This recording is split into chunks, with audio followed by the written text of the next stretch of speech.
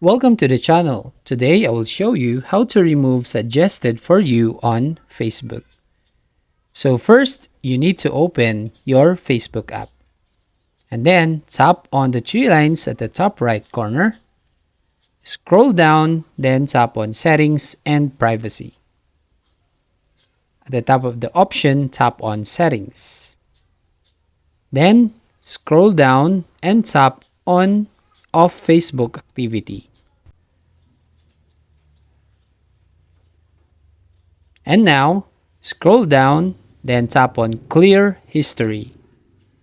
Tap on the Clear History button. After that, go back to your home page and then tap and hold the Facebook icon and tap on App Info.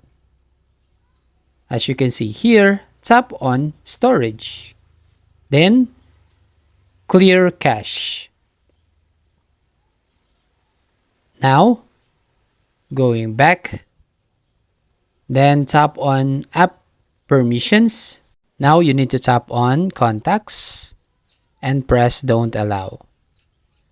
Same with the location, tap also Don't Allow. That's it. If you find this helpful, don't forget to subscribe and ring the bell icon to notify you to the next video.